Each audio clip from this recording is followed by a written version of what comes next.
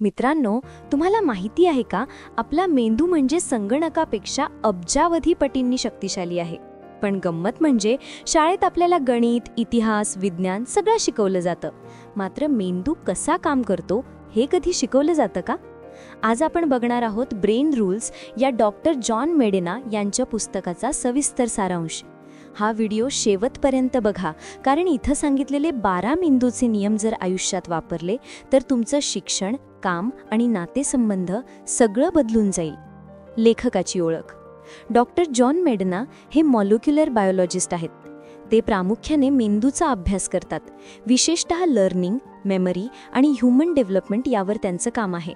त्यांनी अनेक वर्षांच्या संशोधनातून 12 महत्त्वाचे नियम दिले आहेत, ज्यांना ते ब्रेन रूल्स म्हणतात. त्यांचं म्हणणं आहे की जर आपण मेंदूचे नियम ओळखले आणि त्यानुसार वागलो तर आपण आयुष्यात अधिक यशस्वी, समाधानी आणि आनंदी होऊ शकतो. Rule number 1, exercise. व्यायाम करा, मेंदू चालू ठेवा. आपल्याला माहिती आहे की व्यायाम शरीरासाठी चांगला आहे, पण डॉक्टर मेडिना सांगतात की व्यायाम हा मेंदूसाठी औषधासारखा आहे. नियमित व्यायामामुळे मेंदूकडे अधिक रक्त आणि ऑक्सिजन पोहोचतो, ज्यामुळे स्मरणशक्ती, सर्जनशीलता आणि लक्ष केंद्रित करण्याची क्षमता वाढते. उदाहरणार्थ, एखाद्या ऑफिसमध्ये तासनतास बसून राहणाऱ्या लोकांच्या तुलनेत जे लोक दररोज चालतात किंवा हलका व्यायाम करतात त्यांचा प्रॉडक्टिव्हिटी खूप जास्त असतो. शाळांमध्ये जर मुलांना थोडं जास्त खेळायला दिलं तर ते अभ्यासातही चांगलं परफॉर्म करतात. Tips for practical uses. रोज किमान 30 मिनिटं चालणं, योगा किंवा सायकलिंग करा. अभ्यास किंवा काम करताना 25 मिनिटं स्टडी प्लस 5 मिनिटं ब्रेक, पोमोडोरो टेक्निक वापरा. शिकताना व्हिज्युअल्स, स्टोरीज, एक्झाम्पल्स वापरा. कामाच्या मीटिंग्स लहान आणि एंगेजिंग ठेवा. Rule number 2, survival. मेंदू टिकण्यासाठी बनलेला आहे. आपल्या मेंदूचं डिझाईन उत्क्रांतीने केलं आहे. आपल्या पूर्वजांनी जंगलात, संकटात, भुकेल्या अवस्थेत मेंदूच्या मदतीनेच जगण्याचे उपाय शोधले. म्हणूनच मेंदू हा प्रॉब्लेम सॉल्व्हिंग मशीन आहे. आजही हेच लागू होतं. तुमचं कुतूहल, धोका ओळखण्याची क्षमता आणि सर्जनशीलता या सर्व मेंदूच्या सर्व्हायव्हल इन्स्टिंक्ट्समुळे आहेत. उदाहरणार्थ, एखाद्या अवघड परिस्थितीत अचानक तुमच्या डोक्यात उपाय सुचतो. तो काही जादू नसतो, तो मेंदूचा सर्व्हायव्हल मोड असतो. For practical uses. समस्या आल्यावर घाबरू नका. स्वतःला विचारा, माझा मेंदू याचा उपाय शोधू शकतो. संकट म्हणजे शिकण्याची संधी आहेत. नेहमी प्लॅन बी किंवा प्लॅन सी तयार ठेवा. हे लक्षात ठेवलं तर आयुष्य जास्त स्टेबल वाटेल. Rule number 3, wiring. प्रत्येक मेंदू वेगळा असतो. आपण सगळे वेगळे आहोत, कारण प्रत्येकाचा मेंदू वेगळ्या पद्धतीने वायर्ड आहे. 2 माणसांचं शिकण्याचं, समजण्याचं आणि आठवण्याचं पॅटर्न सारखं नसतं. म्हणून शाळा, कॉलेजमध्ये सगळ्यांनी सारखं शिकावं ही कल्पना चुकीची आहे. उदाहरणार्थ, काही लोक व्हिज्युअल लर्नर्स असतात.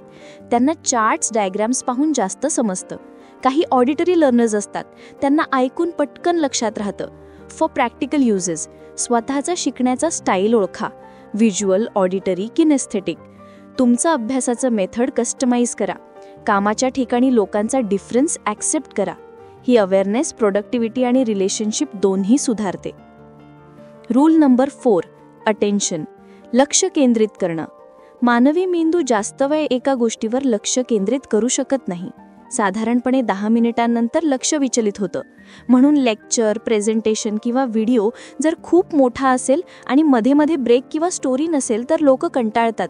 डॉक्टर मेडिना सांगतात की इमोशन ड्राईव्हज अटेन्शन. म्हणजे जर माहिती भावनांशी जोडली गेली तर आपण जास्त लक्ष देतो. For practical uses. अभ्यास करताना 25 मिनिटं स्टडी प्लस 5 मिनिटं ब्रेक, पोमोडोरो टेक्निक वापरा. शिकताना व्हिज्युअल्स, स्टोरीज, एक्झाम्पल्स वापरा. रूल नंबर 5, तात्पुरती आठवण. आपण ऐकलेली किंवा शिकलेली माहिती पटकन विसरतो. 1 तासानंतर जवळजवळ 50% माहिती मेंदूतून गायब होते. पण जर ती माहिती पुन्हा रिइन्फोर्स केली तर ती टिकते. उदाहरण, शाळेत शिक्षकांनी शिकवलं आणि तुम्ही घरी जाऊन त्याचं पुनरावलोकन केलं तर ती माहिती दीर्घकाळ टिकेल. PA, प्रॅक्टिकली वापरण्यासाठी. नोट्स घ्या आणि आठवड्यातून एकदा रिव्हिजन करा. एखादी नवी माहिती शिकल्यावर दुसऱ्याला शिकवा. शॉर्ट टर्म मेमरीला लाँग टर्ममध्ये नेण्यासाठी रिपिटेशन ही किल्ली आहे. Rule 6, long term memory. कायमस्वरूपी आठवण. आपल्याला अनेकदा असं वाटतं की आपण खूप अभ्यास केला तरी परीक्षेत सगळं विसरतो, कारण आपण माहिती फक्त शॉर्ट टर्म मेमरीमध्ये ठेवतो. पण कायम लक्षात राहणारी आठवण तयार करण्यासाठी रिपिटेशन आणि इमोशन हे 2 महत्त्वाचे घटक आहेत. डॉक्टर मेडिना सांगतात की जर माहितीला आपण भावना, कथा किंवा चित्राशी जोडलं तर ती मेंदूत खोलवर बसते. म्हणूनच आपण शालेय दिवसांतील काही हास्यास्पद किंवा दुःखी घटना सहज आठवतो. उदाहरण, एखादं गाणं ऐकल्यावर तुमचे कॉलेजचे दिवस आठवतात का? कारण ते गाणं तुमच्या भावनांशी जोडलेलं असतं. त्याचप्रमाणे एखादी माहिती जर भावनिक अनुभवाशी जोडली तर ती कायम लक्षात राहते. PA प्रॅक्टिकली वापरण्यासाठी. शिकताना माहितीची कथा बनवा. Mind mapping, flash cards, space repetition वापरा. नवीन माहितीला जुन्या माहितीशी कनेक्ट करा. लक्षात ठेवा, तुम्ही जे शिकाल ते लगेच वापरा. वापरलेलं ज्ञान मेंदूत दीर्घकाळ टिकवतो. रूल 7. स्लीप, झोपेचं महत्त्व. आपल्या मेंदूसाठी झोप ही लक्झरी नाही तर नेसेसिटी आहे. झोपेत मेंदू दिवसभर शिकलेली माहिती प्रोसेस करून ती आठवणीत रूपांतरित करतो. उदाहरण, तुम्ही एखादा प्रोजेक्ट खूप वेळ केलं पण झोप घेतली नाही तर दुसऱ्या दिवशी गोंधळ होतो. पण जर तुम्ही नीट झोप घेतली तर मेंदू ती माहिती व्यवस्थित ऑर्गनाइज करून ठेवतो. PA प्रॅक्टिकली वापरण्यासाठी. रोज 7 ते 8 तास झोप घ्या. पॉवर नॅप म्हणजे 15 ते 20 मिनिटं वापरा. यामुळे अलर्टनेस वाढते.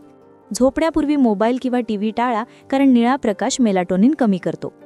डॉक्टर मेडिना सांगतात की योग्य झोप म्हणजे ब्रेनचे रिसेट बटन. त्यामुळे तुमच्या शिकण्याची आणि काम करण्याची क्षमता दुप्पट होते. रूल 8. स्ट्रेस म्हणजे तणावाचा परिणाम. थोडा तणाव उपयोगी आहे कारण तो ॲक्शन घ्यायला प्रवृत्त करतो. पण क्रॉनिक स्ट्रेस मेंदूला हानी पोहोचवतो.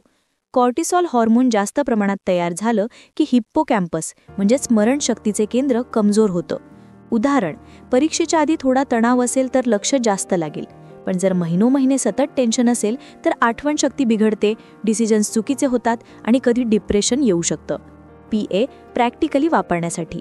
मेडिटेशन, ब्रीदिंग एक्सरसाइज करा. टाईम मॅनेजमेंट शिका. कामं छोट्या टप्प्यात पूर्ण करा. सोशल सपोर्ट घ्या. मित्र कुटुंबियांशी बोला. लाफ्टर थेरपी म्हणजे हसणं हा नैसर्गिक स्ट्रेस बस्टर आहे. डॉक्टर मेडिना सांगतात, मेंदू टेन्शनमध्ये काम करण्यासाठी बनलेला नाही तर प्रॉब्लेम सॉल्व्हिंगसाठी बनलेला आहे. Rule number 9. इंद्रियांचा वापर. आपण 5 इंद्रियांनी शिकतो. डोळे, कान, स्पर्श, वास, चव. जितकी जास्त सेन्सरी माहिती वापरली जाते तितकी ती आठवण पक्की होते. उदाहरण, एक स्वयंपाकाचा क्लास घ्या. तुम्ही फक्त रेसिपी वाचली तर ती विसराल. पण जर तुम्ही भाज्यांचा वास घेतला, मसाले चाखले, हाताने चिरलं आणि खाल्लत तर ती रेसिपी आयुष्यभर लक्षात राहील. प्रॅक्टिकली वापरण्यासाठी. अभ्यासात चित्र, डायग्राम्स, व्हिडिओ वापरा. प्रेझेंटेशनमध्ये आवाज, व्हिज्युअल्स, ॲक्टिव्हिटीज मिसळा. मुलांना शिकवताना खेळ आणि प्रयोग वापरा. डॉक्टर मेडिना सांगतात की सेन्सरी माहिती म्हणजे मेंदूसाठी ग्लू, जी गोष्टी चिकटून ठेवते. Rule number 10. विजन, डोळ्यांचं महत्त्व. विजन हा सर्वात शक्तिशाली सेन्स आहे. आपला मेंदू व्हिज्युअल माहिती प्रोसेस करण्यासाठी विशेष बनलेला आहे. टेक्स्ट किंवा शब्दांपेक्षा व्हिज्युअल्स 60,000 पट वेगाने प्रोसेस होतात. उदाहरण, तुम्ही 100 पानाचं पुस्तक वाचलं तरी काही विसराल, पण त्याचं एक स्ट्रॉंग इन्फोग्राफिक पाहिलं तर ते पटकन आठवतं. प्रॅक्टिकली वापरण्यासाठी. अभ्यास माइंड मॅप्सने करा. प्रेझेंटेशनमध्ये इमेजेस, इन्फोग्राफिक्स, डायग्राम्स वापरा. कामाचा रिपोर्टमध्ये चार्ट्स ठेवा. डॉक्टर मेडिना सांगतात, vision Trump's all other census. म्हणून व्हिज्युअल्सचा वापर करून शिकणं म्हणजे ब्रेन फ्रेंडली मेथड आहे. Rule number 11. जेंडर. पुरुष आणि स्त्रियांचा मेंदू वेगळा असतो. पुरुष आणि स्त्रियांच्या मेंदूत रचनात्मक फरक असतात. त्यामुळे त्यांची प्रॉब्लेम सॉल्व्हिंग, इमोशनल रिॲक्शन आणि स्ट्रेस हँडलिंग वेगळी असते. उदाहरण, तणाव आल्यावर पुरुष सहसा फाईट ऑर फ्लाईट रिॲक्शन देतात, म्हणजे आक्रमक होतात किंवा पळ काढतात, तर स्त्रिया टेंड अँड बिफ्रेंड रिॲक्शन देतात, म्हणजे आधार शोधतात, बोलतात. प्रॅक्टिकली वापरण्यासाठी. नातेसंबंधात हे समजून घेतलं तर गैरसमज कमी होतात. कामाच्या ठिकाणी टीम बनवताना दोन्ही जेंडरच्या स्ट्रेंथ्स वापरा. संवादात सेन्सिटिव्हिटी आणि पेशन्स ठेवा. डॉक्टर मेडिना सांगतात की फरक म्हणजे प्रॉब्लेम नाही, फरक म्हणजे स्ट्रेंथ्स आहेत जे एकमेकांना पूरक ठरतात. Rule number 12. एक्सप्लोरेशन, कुतूहल जपा. मानवी मेंदूला शोध घेणं, नवीन शिकणं, प्रश्न विचारणं हे नैसर्गिक आहे.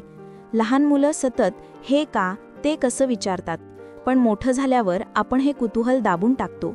उदाहरण, एखाद्या मुलाला खेळण्यातला गाडीचं चाक कसं फिरतं हे पाहून फॅसिनेशन वाटतं.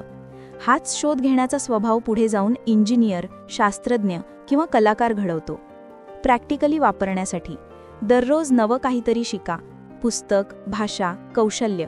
प्रश्न विचारायला कधीही लाजू नका. जीवनाकडे प्रयोग म्हणून बघा. सक्सेस आणि फेलियर दोन्ही शिकवतात.